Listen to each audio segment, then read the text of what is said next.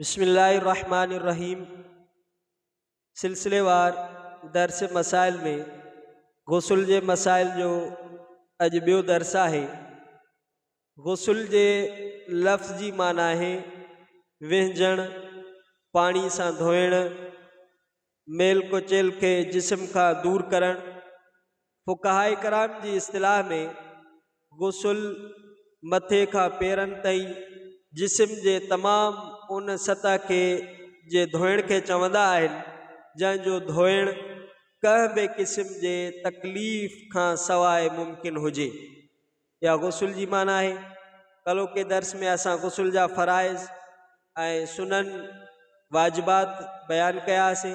अज जे दर्स में गुस्ल जा मुस्तहबात, ते गुस्ल में कहिड़ियूं कहिड़ियूं शयूं मुस्तहब आहिनि। पहिरें नंबर ते अहिड़ी जगह ते विंझण जाते कहीं नामहरम जी नज़र न पोए, या गोड वग़ैरह या को कपड़ो वग़ैरह ॿधी करे विंझण, इहो मुस्तहब आहे। कंहिंजी भी ओघड़ ते नज़र न पोवे। बे नंबर ते सजे तरफ का शुरुआत कजे गुस्ल जी। टे नंबर ते मथे जे सजे हिस्से जो ख़िलाल करे पहिरियों करे, पोइ वरी खबे हिस्से जो ख़िलाल करे। चौथे नंबर ते मुस्ताहब आहे तमाम जिस्म ते पानी इन तरतीब से वहाए जो पहिरियों मथे ते, पोइ सजे कुल्हे ते, पोइ खबे कुल्हे ते पानी वहाइण।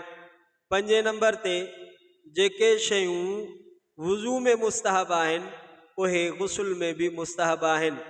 अलबत्ता गुस्ल जे दौरान क़िबले रू थियण, दुआ पढ़ण ऐं गुस्ल जो बचल पानी पी करे पियण मुस्तहब नाहे।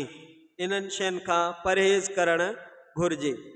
कुछ शयूं आहिनि जेके गुस्ल जे अंदर मकरूह आहिनि, शरई तौर ते नापसंदीदा आहिनि, उन्हनि जे अंदर कराहत आहे। उन्हनि में पहिरें नंबर ते आहे उघाड़ो थी करे विझण ऐं क़िबले जे तरफ मुंह करण, इहो मकरूह आहे, उन में कराहत आहे।